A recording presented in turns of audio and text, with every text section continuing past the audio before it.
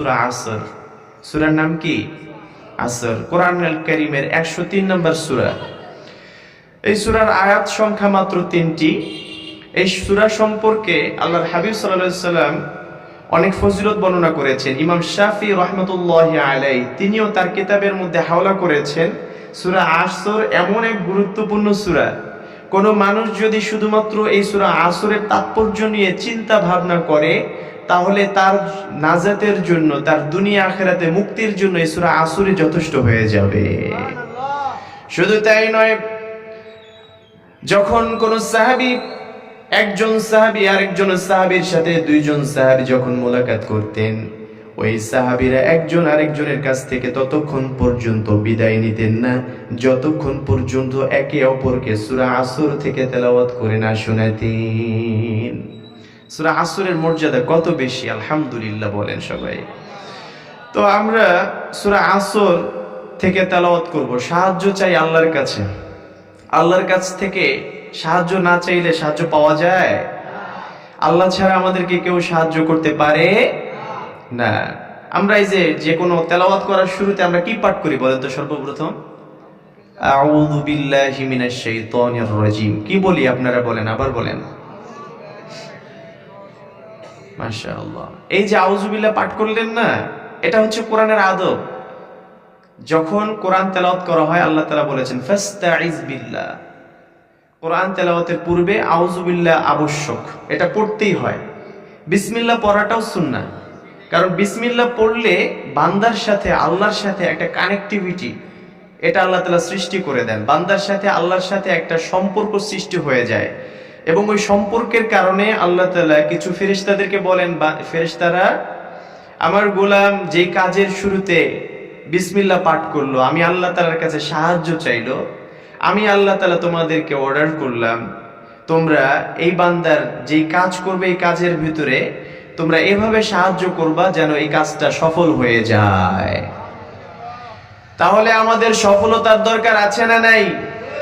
যখন বিসমিল্লাহ পাঠ করে কোন বান্দা কোরআন তেলাওয়াত শুরু করবে, ওই কোরআন তেলাওয়াতের ভিতরে বরকত দিয়ে দিবেন একজন, তিনি কে?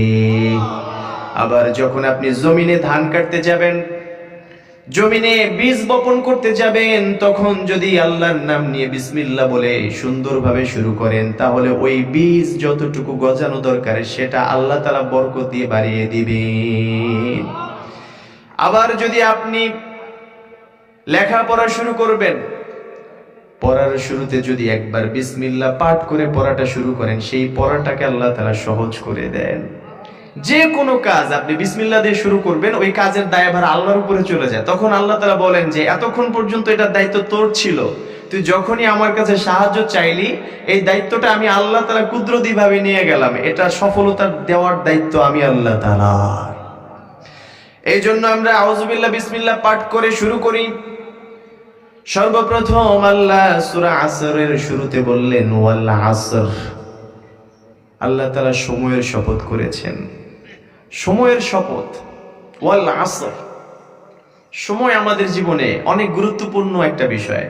আপনাদের এই যে এখানে যারা আছেন, যাদের বয়স এখানে 60-70 বা কম বেশি, আপনাদের বয়সে অনেকে কবরে চলে গেছে, এমনকি আপনাদের পরিচিত কেউ নাই? আমাদের পরিচিত আছে, সবার আছে। হয়তোবা আমরা কখনো ভাবি না এই লোকটা আমাদের মধ্য থেকে চলে যাবে, এই ছেলেটা আমাদের ভেতর থেকে বিদায় নিয়ে চিরতলে ঘুমিয়ে যাবে, হয়তোবা ওর সাথে আর দেখা হবে না, এটা কখনো ভাবি নাই। আবার এমনও হতে পারে আমি নিজেকে নিয়ে ভাবছি না যে আমারও চলে যেতে হবে, এমন একটা সময় আসবে হয়তোবা আমি চিন্তাও করতে পারছি না আমার জন্য যে কাফনের কাপড়টা নির্ধারণ করা আছে, হয়তোবা দোকানের মধ্যে সেই কাফনের কাপড়ের টুকরাটা এসে গেছে, শুধুমাত্র আমার বাড়িতে আসা বাকি রয়েছে। এমন হতে পারে না? এই জন্য আল্লাহ রাসূল বলেছেন এই পৃথিবীতে আল্লাহ তাআলা বান্দার জন্য অসংখ্য নিয়ামত দিয়েছেন। ওয়া ইন তাউদ্দু নি'মাতাল্লাহি লা তুহসুহা। এত এত নিয়ামত আল্লাহ তাআলা আমাদেরকে দিয়েছেন, আমরা যদি একটা একটা করে গণনা শুরু করি কিয়ামত পর্যন্ত গণনা করা শেষ হবে না। এতগুলো নিয়ামতের মধ্যে নবীকে প্রশ্ন করা হলো, নবী সবচাইতে বড় নিয়ামত কোনটা? আল্লাহর হাবিব সাল্লাল্লাহু আলাইহি সাল্লাম নির্দ্বিধায় বলে দিলেন, বান্দার জন্য সবচেয়ে মূল্যবান নিয়ামত হচ্ছে তার হায়াতে জিন্দেগি, তার সময়টা। কারণ ব্যক্তি যদি দুনিয়াতেই না থাকতে পারে, সে কিভাবে করে জান্নাত লাভ করবে, কিভাবে করে জাহান্নাম থেকে পরিত্রাণ পাবে? তাহলে সময়ের গুরুত্ব অনেক বেশি, তাই না? এই জন্য আল্লাহ তাআলা বলেছেন ওয়াল আসর, শপথ সময়ের। আমাদের এরকমও তো হতে পারে যে আমার সময়টা খুব কাছে এসেছে, প্রতিদিন যত দিন যায়, এই যে আজকে মঙ্গলবার গেল না, আজকের এই মঙ্গলবার, এই সালের এই তারিখটা, এই দিনটা আমি আজীবন কি কখনো চেষ্টা করলে আর ফিরে পাবো? পৃথিবীর সমস্ত সম্পত্তি দিয়ে পাওয়া যাবে? বিল গেটসের সম্পত্তি দিয়ে মনে হয় পাওয়া যাবে? ডোনাল্ড ট্রাম্প চাইলে পারবে? কেউ পারবে না। তার মানে হচ্ছে সব সময়গুলো আমাদের জন্য একবার চলে গেলে আর ফিরে আসে না। আল্লাহ বলেছেন ইন্নাল্লাযীনা কাফারু লাউ আন্না লাহুম মা ফিল আরদি জামিআ। যখন আল্লাহর সাথে হিসাব নিকাশ হয়, তখন এই পৃথিবীর কোনো সম্পত্তি কোনো কাজে আসবে না। তখন শুধুমাত্র আসবে এই সময়। আপনার চাইলে এই সময়টাকে কাজে লাগিয়ে আপনি অনেক ভালো কিছু করে ফেলতে পারেন। দুনিয়ার দিকেও যারা সফল হয়েছে পৃথিবীতে, আখিরাতের কথা কিছু সময়ের জন্য আমরা চিন্তা করলাম না, ধরলাম দুনিয়ার কথা। এই দুনিয়াতে বড় বড় যারা বিজনেসম্যান আছে, যারা বড় বড় ব্যবসায়ী রয়েছে, এই ব্যবসায়ীরা কেউ সময়কে কাজে না লাগিয়ে বড় ব্যবসায়ী হতে পেরেছে?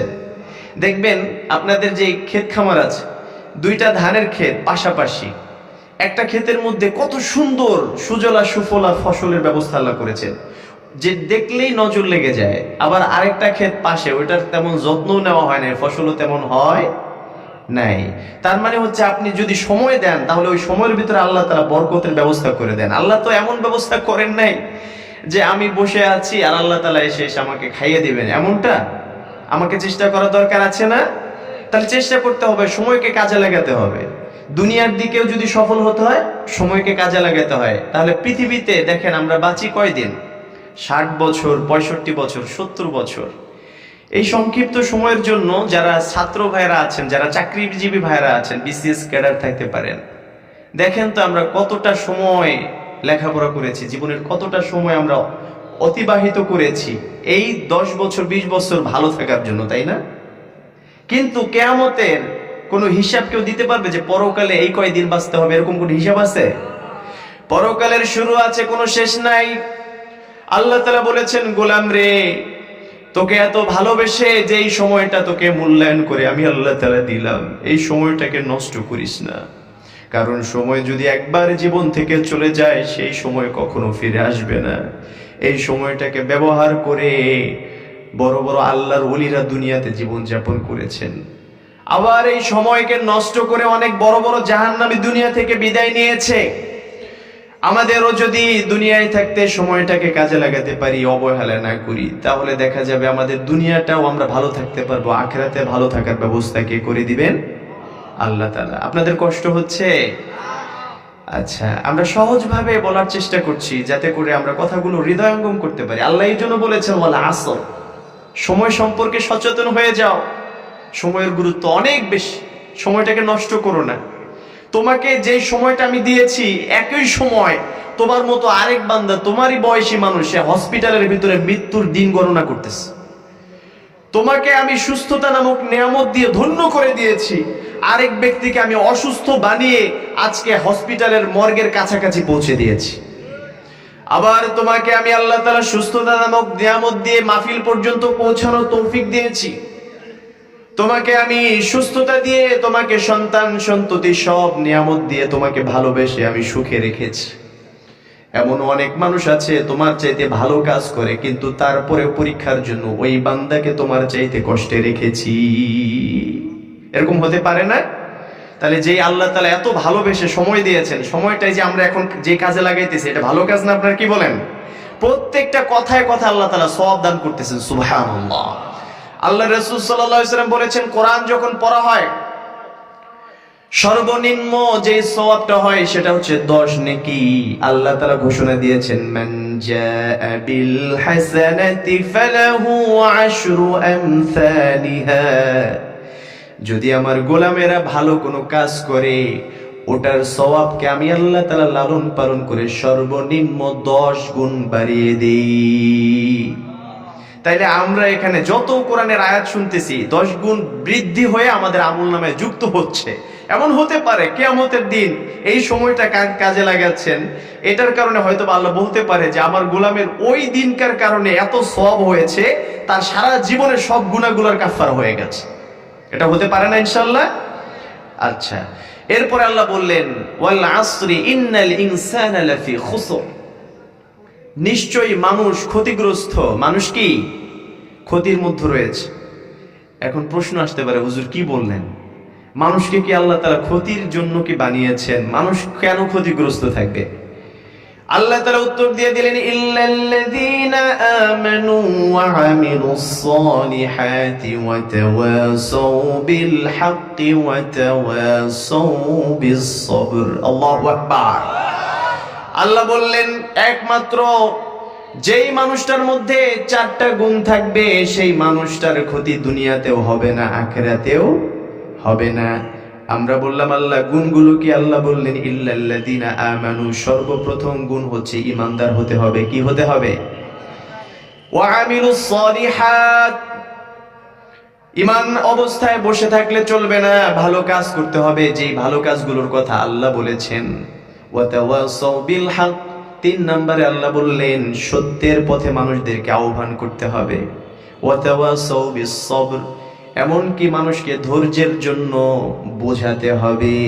যদি 4টা কাজ কোনো ব্যক্তি করতে পারে, ওই ব্যক্তির ক্ষতি দুনিয়াতে কেউ করতে পারবে না, আখিরাতেও ওই ব্যক্তি ক্ষতিগ্রস্ত হবে না। সুতরাং আমরা 4টা গুণ, যে 4টা গুণ আমার ভিতরে যদি থাকে, আমার মতো সাধারণ একটা মানুষ অসাধারণ হয়ে যেতে পারে। কি বলেন আপনারা? আবার আপনার ভিতরে যদি 4টা গুণ থাকে, হতে পারে আপনি ঝালমুড়িওয়ালা, হতে পারে আপনি দিনমজুর মানুষ, পৃথিবীর মানুষের কাছে হয়তো আপনার কোনো মূল্য নাই, কিন্তু 4টা গুণ থাকার কারণে এই পৃথিবীর সবচাইতে বড় কোটিপতির চাইতেও আল্লাহ তাআলা আপনার মূল্য বাড়িয়ে দিবে। তাহলে 4টা গুণ কি গুরুত্বপূর্ণ চিন্তা করেছেন? তাহলে 4টা গুণের প্রথম কথাটা আমরা শুনবো যে আল্লাহ তাআলা প্রথম যে গুণটার বিষয়ে কথা বলেছেন সেটি হচ্ছে ঈমান। সেটি কি? ঈমান। ঈমানের চাইতে বড় কোনো সম্পদ হতে পারে না। যারা ব্যবসা করে, ব্যবসার জন্য চালানের দরকার হয় না? চালান না হলে তো ব্যবসা করা যাবে না।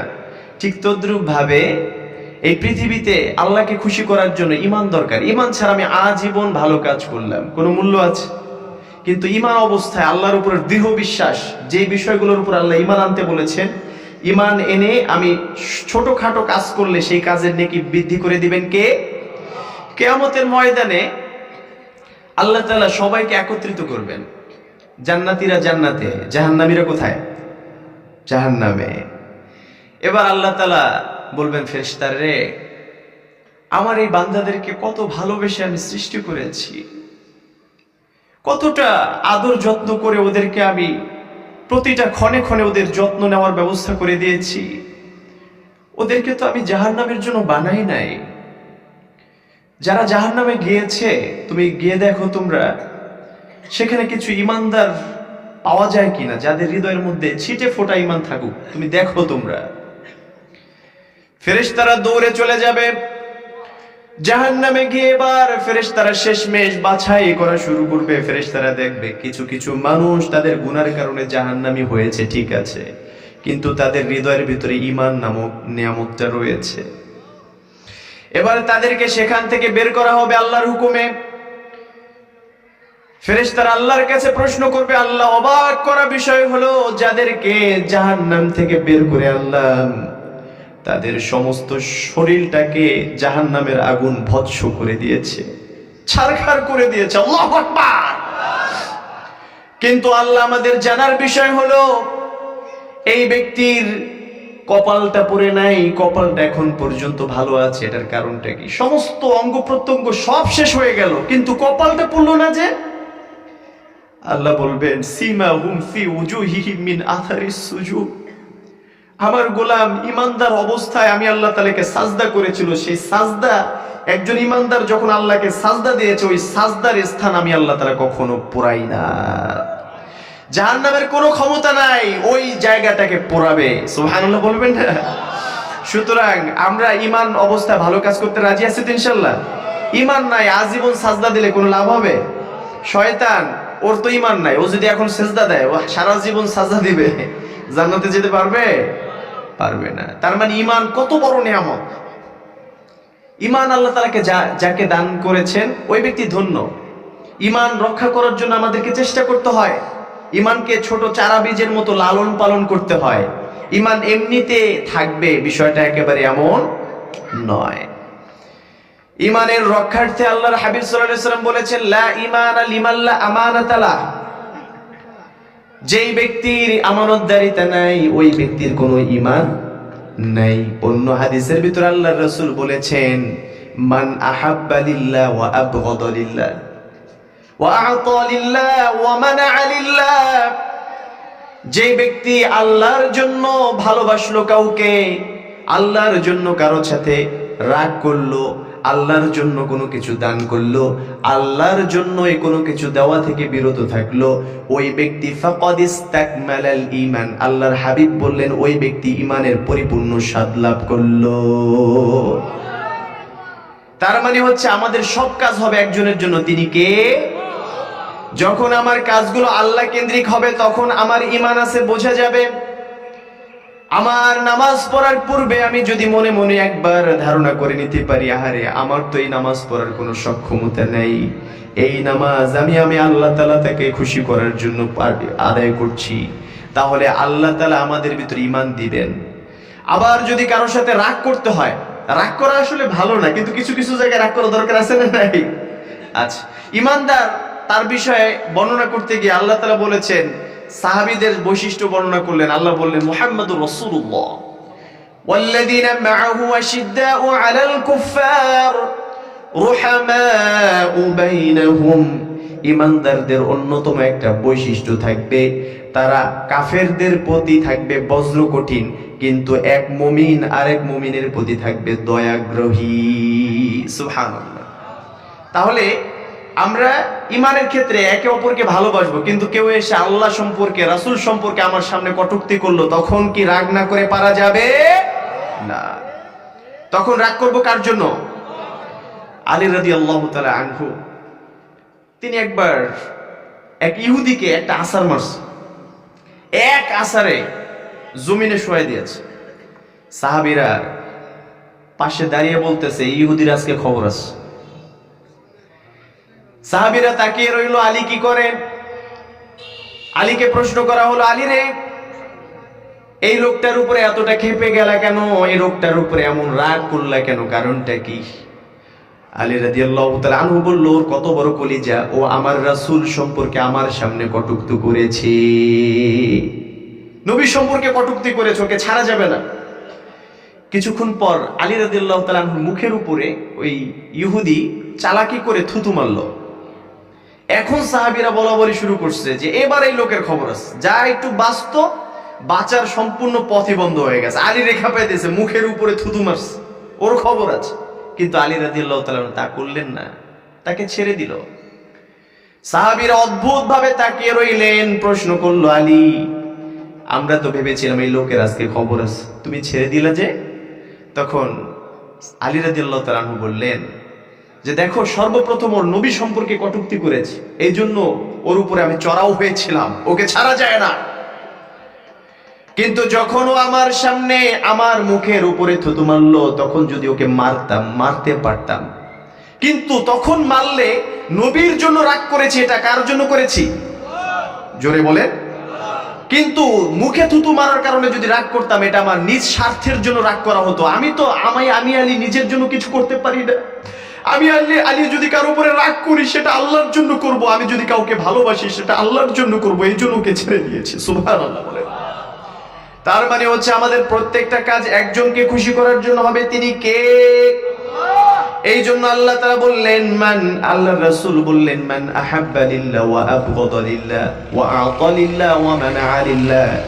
যে ব্যক্তি আল্লাহর জন্য রাগ করলো, আল্লাহর জন্য কাউকে ভালোবাসলো, আল্লাহর জন্য কোনো কিছু দান করলো, আল্লাহর জন্য দান করা থেকে বিরত থাকলো, ওই ব্যক্তি ঈমানের পরিপূর্ণ স্বাদ পেয়ে গেল। এই জন্য আল্লাহ তাআলা বলেছেন ইল্লাল্লাযীনা আমানু,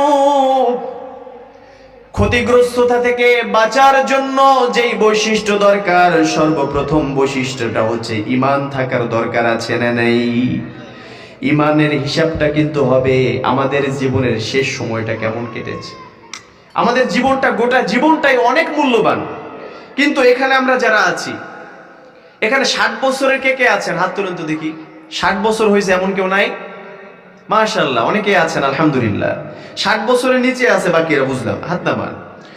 মূলত দেখেন আপনার জীবন থেকে 60 বছর চলে গেছে, আপনি হয়তো এতদিন আল্লাহ তাআলার ইবাদত করার সুযোগ পান নাই, অথবা না বোঝার কারণে করা হয়ে ওঠে নাই, কিন্তু এখন বুঝতে পেরেছেন। এখন যদি আল্লাহর দিকে ফিরে আসেন, ঈমানটাকে যদি এখন তরুতাজা করে সেই আল্লাহর ইবাদত করা শুরু করেন, আল্লাহ চাইলে কি 60 বছরের গুনাহ মাফ করতে পারে কি পারে না? আমরা সবাই চাই যে আল্লাহ আমাদেরকে মাফ করুন। আল্লাহ তাআলা বলেছেন ইল্লাল্লাযীনা আমানু, যেই ব্যক্তি ঈমান আনলো, আমার নবী বললেন ইন্নামাল আ'মালু বিল খাওয়াতিম, যেই ব্যক্তির শেষ জীবনটা, শেষ সময়টা ভালো কাটলো, ওই ব্যক্তি জান্নাতি হয়ে গেল। ইন্নামাল আ'মালু বিল খাওয়াতিম, ব্যক্তির কাজ হিসেব করা হবে তার শেষ জীবনের উপর নির্ভর করা হবে।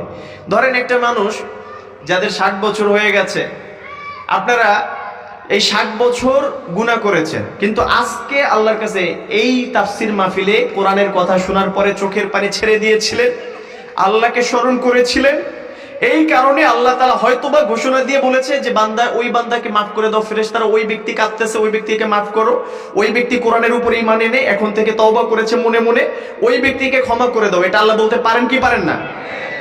আল্লাহ যদি আমাদেরকে ক্ষমা করে দেয়, আপনি 60 বছর গুনাহ করেছেন, তাহলে ওই গুনার কোনো দাম আছে? তাহলে শেষ জীবনটা ভালো কাটলো, যদি এই অবস্থা মৃত্যু হয়ে যায়, জান্নাত কেউ ঠেকিয়ে রাখতে পারবে না। কিন্তু আবার এমন অনেক হতে পারে 60টা বছর সারা জীবন সে তাহাজ্জুদ গুজার করেছে, বোঝার পর থেকে কখনো নামাজ কালাম ছেড়ে দেয় নাই, সেই মানুষটা শেষ দিনে এসে মৃত্যুর আগ মুহূর্তে একটা ভুল করে ফেলেছে। ওই ভুলের কারণে সে ধ্বংস হয়ে যেতে পারে কি পারে না? কারণ তার শেষটা ভালো ছিল না।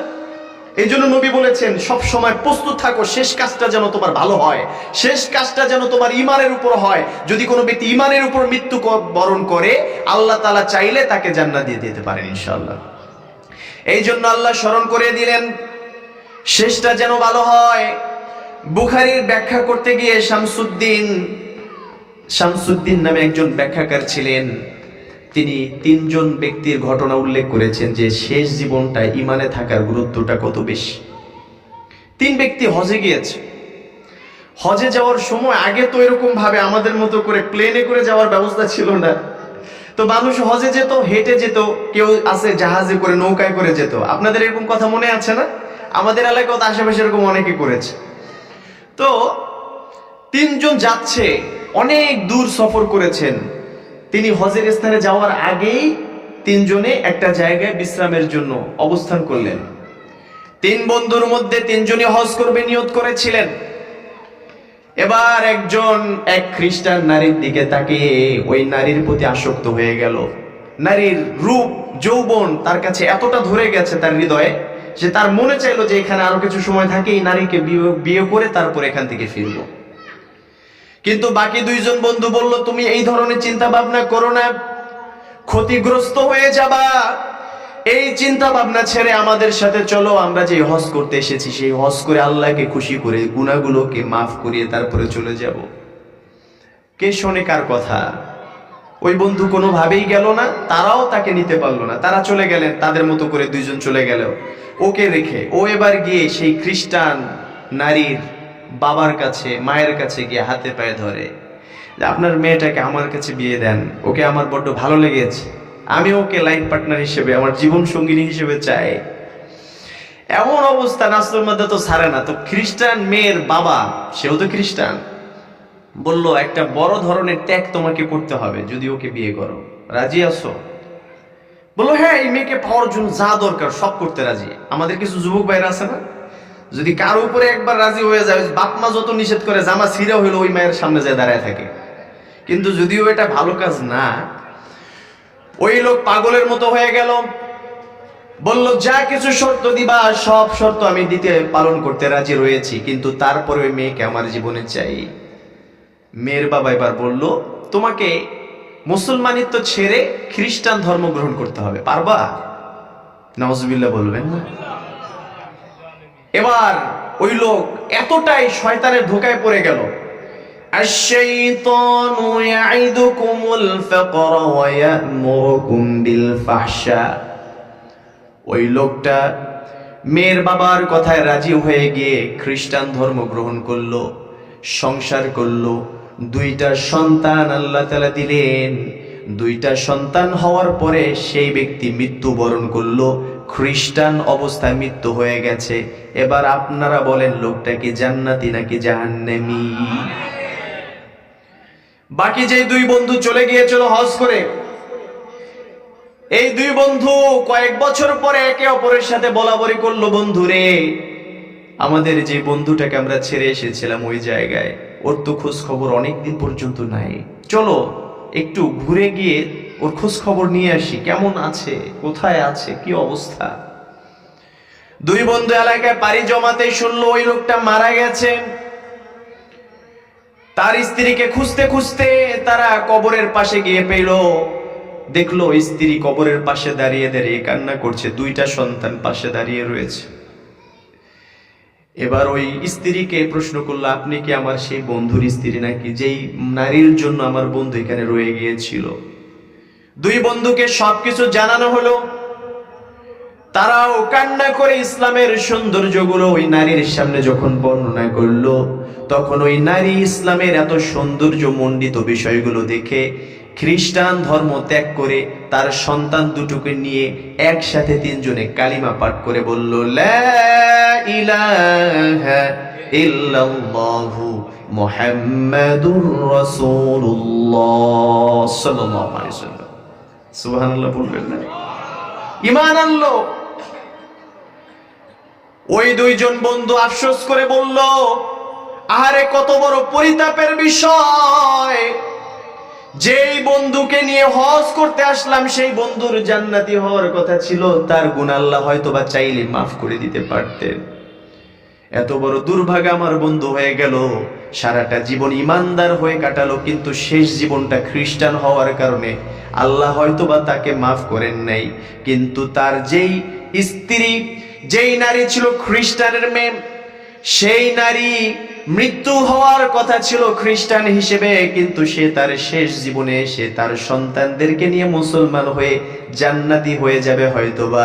তার মানে হচ্ছে শেষ জীবনটা যার ভালো হয়, ইমানের সাথে হয়, তার জীবন ধন্য হয়ে যাবে, বলেছেন কে? তাহলে শেষ ভালো হওয়ার দরকার আছে না নাই?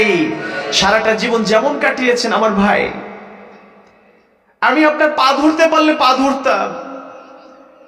আমি একজন আলেম হিসেবে আপনাকে বলার দায়িত্ব আমার, আপনাকে বোঝানোর দায়িত্ব আমার, যে আপনার জীবনটা কেটে গেছে ভুলে ভুলে, আপনার জীবনটা কেটে গেছে নামাজ ছাড়া, আপনার জীবনটা কেটে গেছে আল্লাহ ছাড়া। আপনি নিজের ভুলটাকে এখন একটু কল্পনা করেন যে আহারে হয়তোবা আমার কাফনের কাপড় আমার এলাকায় এসে পড়েছে, হয়তোবা আমার বাজারের মধ্যে আমার কাপড়ের কাপড় আমার জন্য দেরি করছে, অপেক্ষা করছে, হয়তোবা যেই কবরের মাটিটা আমার জন্য অপেক্ষারত রয়েছে ওই কবরের মাটিটা খুব কাছাকাছি এসে পড়ছে। যতটা সময় আমাদের জীবন থেকে অতিবাহিত হয়ে যাচ্ছে, কবরটা তত তাড়াতাড়ি কাছাকাছি আসতেছে। কি বলেন আপনারা? আমার কথায় কষ্ট পাচ্ছেন? যতটা সময় আমরা অতিবাহিত করছি, প্রত্যেকটা মুহূর্ত কিয়ামত, প্রত্যেকটা মুহূর্ত কবর আমাদেরকে কাছে ডাকে। আপনি যদি এই অবস্থায় মৃত্যু হয়ে যায়, একবার কল্পনা করেন, আমি আব্দুল্লাহর যদি এই অবস্থায় একবার মৃত্যু হয়ে যায়, আল্লাহ কি আমাকে ক্ষমা করবেন নাকি? নিজেকে নিজে প্রশ্ন করেন। বড় হুজুরের ওয়াজ দরকার নাই, কোরআনের এতটুকু কথা আপনার জন্য যথেষ্ট হয়ে যেতে পারে কি পারে না? সুতরাং আমরা সবাই আল্লাহর পথে ফিরে আসবো ইনশাআল্লাহ। কথা দিলেন তো ইনশাআল্লাহ? কারা কারা কথা দিলেন হাত তুলে আল্লাহকে দেখা।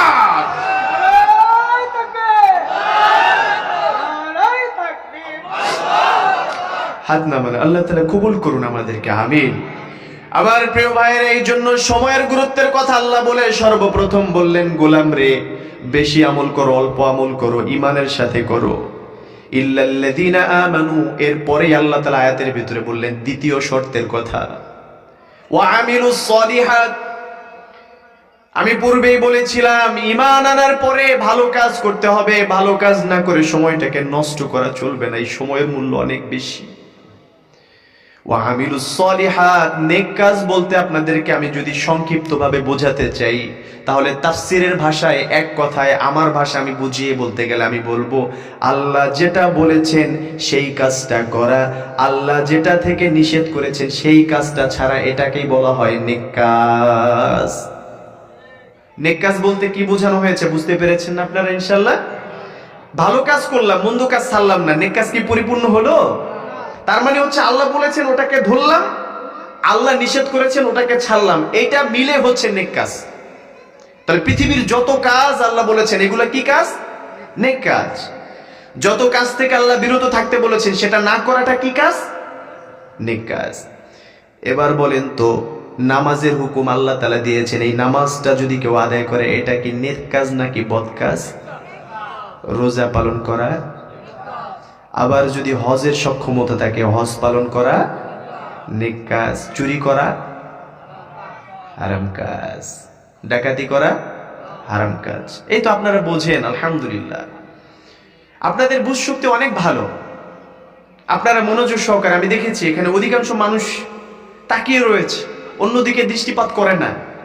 এটা কত বড় আমাদের জন্য একটা সহযোগিতা, আপনাদেরকে বোঝাতে পারবো না। এই জন্য আমি বলেও মজা পাচ্ছি আপনাদের কাছে যে আপনারা, সব জায়গায় মানুষ এমন থাকে না, অনেক অনেক জায়গায় এদিক সেদিক হয়, মানুষ ওদিকে তাকায় থাকে, বসে বসে বাদাম খায় আর ওরকম গল্প করে। কিন্তু ভাই কোরআনের আদবের ক্ষেত্রে আমি মনে করি এরকম ভাবে তাকিয়ে থাকা, এটাই হচ্ছে কোরআনের আদব। কি বলেন আপনারা? আমার প্রিয় ভাইরা, যেটা বলছিলাম নেক কাজ সম্পর্কে, নামাজ যেমন